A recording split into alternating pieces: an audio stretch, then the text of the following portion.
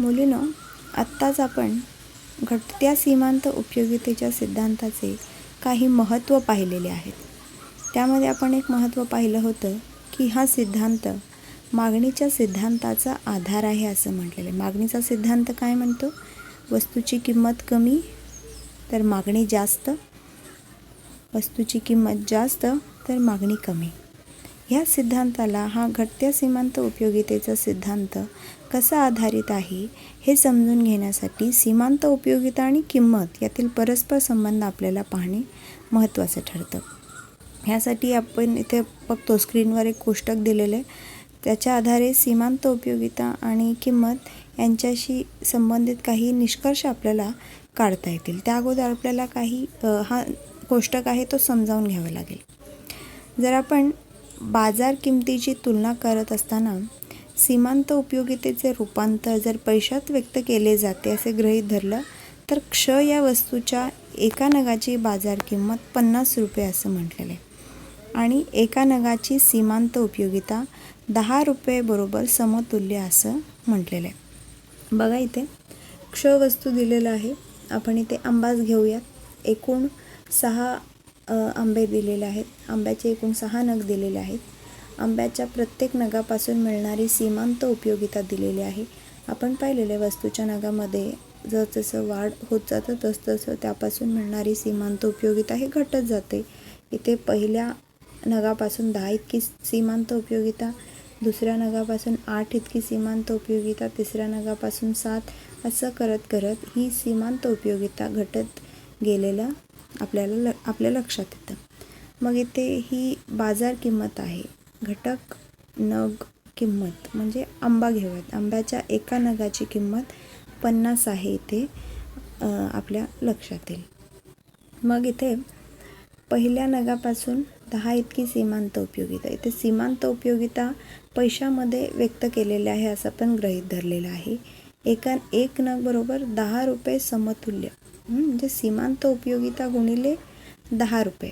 त्या वस्तूच्या उपभोगामुळे मिळणारी सीमांत उपयोगिता ही गुणिले 10 रुपये असं आपल्याला करायचं आहे. म्हणजे सीमांत उपयोगिता पैशात व्यक्त करता येते असं आपण इथे गृहीत धरलेलं आहे. तर 10 सीमांत उपयोगिता गुणिले 10 रुपये बरोबर किती? 100 इतकी सीमांत उपयोगिता आहे आणि वस्तूची किंमत किती आहे? 50. इथे सीमांत उपयोगिता आणि किंमत यांची तुलना केलेली आहे. पहिल्या नगाच्या उपभोगातून मिळणारी सीमांत उपयोगिता इथे किती आहे? 100. कारण आपण एक नग बरोबर 10 रुपये अशी समतुल्य केलेलं आहे. त्याच्या पैशामध्ये व्यक्त करता येतं असं आपण गृहीत धरलेलं आहे. म्हणून 10 इतकी सीमांत उपयोगिता असताना 10 गुणिले 10 रुपये बरोबर 100 इतकी सीमांत उपयोगिता आहे. म्हणून सीमांत उपयोगिता 100 असताना किंमत किती आहे? 50. म्हणजे ते सीमांत उपयोगिता जास्त आहे आणि किंमत कमी आहे. 100 हे 50पेक्षा जास्त असतं. म्हणून पहिल्या नगाच्या उपभोगापासून मिळणारी सीमांत उपयोगिता जास्त आहे आणि त्याची किंमत किती आहे? कमी आहे. दुसऱ्या नगाच्या उपभोगापासून मिळणारी सीमांत उपयोगिता ही 8 आहे. 8 गुणिले 10 रुपये बरोबर 80 आणि किंमत किती आहे?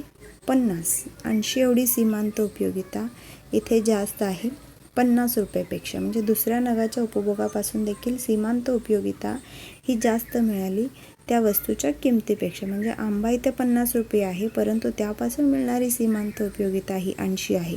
पहिल्या नगापासून मिळणारी सीमांत उपयोगिता 100 परंतु त्याची किंमत 50. इथे किंमत कमी, सीमांत उपयोगिता जास्त. इथे देखील किंमत कमी, सीमांत उपयोगिता जास्त. इथे देखील तसंच तिसरा नग घेतलेला आहे. त्यापासून मिळणारी सीमांत उपयोगिता 7 आहे. 7 गुणिले 10 रुपये बरोबर 70. आंब्याची किंमत आहे 50 रुपये.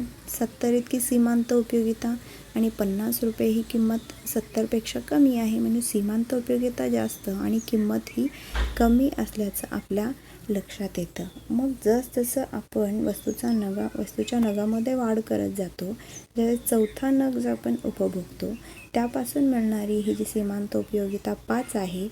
5 गुणिले 10 रुपये बरोबर 50. 50 इतकी सीमांत उपयोगिता आणि किंमत देखील 50 इतकी झालेली आहे. म्हणजे इथे सीमांत उपयोगिता आणि किंमत हे समान झाल्याचं आपल्या लक्षात येतं. मग अशाच प्रकारे जर आपण पुढेही वस्तूचा उपभोग चालू ठेवला तर त्यापासून मिळणारी सीमांत उपयोगिता ही घटत गेलेली आहे. त्यापासून सीमांत उपयोगिता 3 मिळालेलं आहे. अशा प्रकारे 30 इतकी सीमांत उपयोगिता झालेली आहे. परंतु वस्तूची किंमत किती आहे इथे? 50 आहे. परंतु सीमांत उपयोगिता ही 50पेक्षा कमी आहे. 50 रुपये जास्त आहे तर 30 सीमांत उपयोगिता कमी आहे.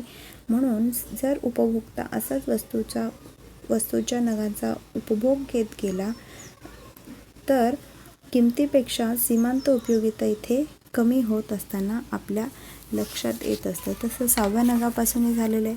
म्हणून उपभोक्ता एकामागून एक सलगपणे ज्यावेळी वस्तूचा उपभोग घेतो, घटत्या सीमांत उपयोगितेच्या सिद्धांतानुसार खरेदी केलेल्या व उपभोग घेतलेल्या प्रत्येक वाढीव नगाची सीमांत उपयोगिता ही घटत जाणारी असते. हे आपण पाहिले. ज्यावेळेस सीमांत उपयोगिता बाजार किमतीपेक्षा जास्त असते ते आपण या कोष्टकामध्ये पहिल्या 3 नगापासून मिळणारी सीमांत उपयोगिता ही बाजार किंमत ₹50पेक्षा अधिक असल्याचे पाहिलेले आहे. कारण या 3 नगाच्या उपभोगाच्या वेळेस उपभोक्त्याची गरजेची तीव्रताही जास्त होती. मग यानंतर सीमांत उपयोगिता आणि किंमत इथे 5व्या नगामध्ये समान झाल्याचं आपल्या लक्षात येतं. ₹50 आणि सीमांत उपयोगिता देखील 50 आहे. इथे समान झालेले सीमांत उपयोगिता आणि किंमत म्हणजे त्याच्यापासून मिळणारी सीमांत उपयोगिता आणि त्याच्यासाठी द्यावी लागणारी किंमत इथे समान आहे. म्हणून उपभोक्ता ज्यावेळेस 4था नग घेण्याचा विचार इथे करू शकतो. आणि 5व्या आणि 6व्या नगाच्या बाबतीत प्राप्त होणारी सीमांत उपयोगिता ही बाजार किमतीपेक्षा कमी आहे. मग अशा वेळेस समतोल स्थितीनंतर जो विवेकी उपभोक्ता आहे तो नगांची खरेदी थांबवत असतो. किंमत इथे स्थिर आहे परंतु सीमांत उपयोगिता इथे घटत चाललेली आहे. मग इथे किंमत जास्त परंतु त्यापासून मिळणारी सीमांत उपयोगिता जर कमी असेल तर उपभोक्ता इथे 5वा आणि 6वा नग खरेदी करणार नाही. विवेकी उपभोक्ता 5व्या आणि 6व्या नगाचा इथे उपभोग करणार नाही. म्हणून अशा प्रकारे आपल्या लक्षात येईल की सीमांत उपयोगिता आणि किमतीची तुलना करण्यासाठी म्हणजेच मागणीच्या सिद्धांताचा आधार म्हणून हा घटत्या सीमांत उपयोगितेचा सिद्धांत अत्यंत महत्त्वाचा आहे. ह्या कोष्टकाद्वारे आपल्याला काय लक्षात येतं की जेव्हा उपभोक्ता इच्छेनुसार वस्तूचा उपभोग घेतो तेव्हा सीमांत उपयोगिता किमतीपेक्षा जास्त असते. ते पहिलं नग घेतलेलं आहे, त्याची इच्छा आहे, त्याची गरज आहे, गरज ही तीव्र आहे, त्यापासून मिळणारी सीमांत उपयोगिता ही किमतीपेक्षा जास्त आहे. ज्या नगाच्या वेळेस सीमांत उपयोगिता आणि किंमत समान होते त्या नगाला सीमांत नग असे संबोधले जाते. इथे सुरुवातीला सीमांत उपयोगिता ज्यावेळेस जास्त असते किमतीपेक्षा त्याला सीमांत पूर्व नग असे म्हणतात. सीमांत उपयोगिता जास्त किंमत कमी त्याला सीमांत पूर्व नग असे म्हणतात.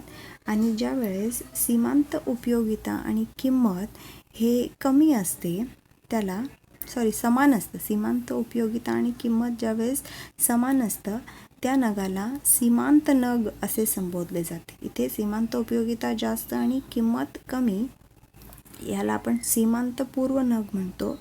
आणि सीमांत उपयोगिता आणि किंमत समान त्याला सीमांत नग त्या नगाला सीमांत नग असे संबोधले जाते. इथेच उपभोक्त्याचा समतोल साधला जातो.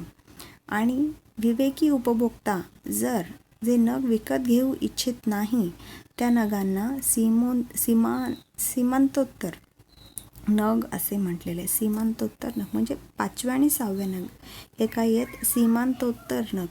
कशाला?